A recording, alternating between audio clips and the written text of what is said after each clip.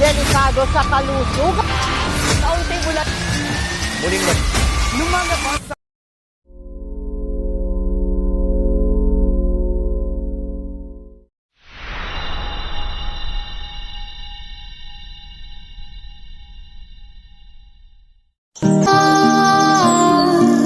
Ang polusyon sa kapaligiran ay isa sa mga pinakamalaking hamon na kinakaharap natin bilang mga Pilipino o mag-aaral, lalo na tayong mga nanunirahan sa mga lungsod tulad ng Cagayan de Oro sa Misamis Oriental.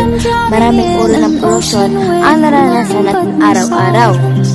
Mula sa mga basura na kakalat sa ating mga ilog, kanal at dalampasigan, lalo na sa ating paralan, hanggang sa usok na nagmumula sa mga sasakyan at pabrika na nagdudulot ng problema sa kalidad ng hangin ng ating nilalanghap. Sa ating mga tabing dagat, ang mga plastik at iba pang basura ay nagdudulot ng pinsala sa mga isda, kurares at iba pang nilalang dagat na direkta nakakaapekto sa kabuhayan ng ating mga mangingisda at sa pagkain na ating kinakain araw-araw.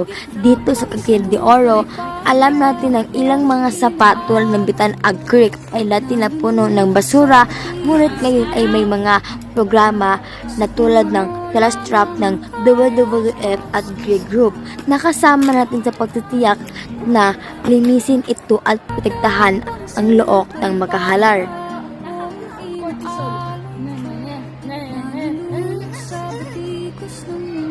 Low cortisol.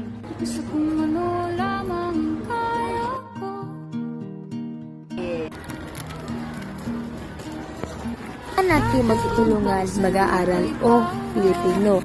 Tayo mga mamayan kasama ang gobyerno at mga organisasyon at iba pa para malutas ang problemang ito.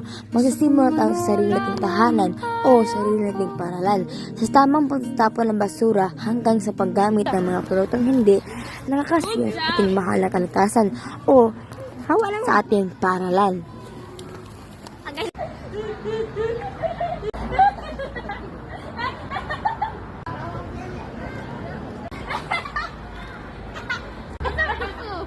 Nara.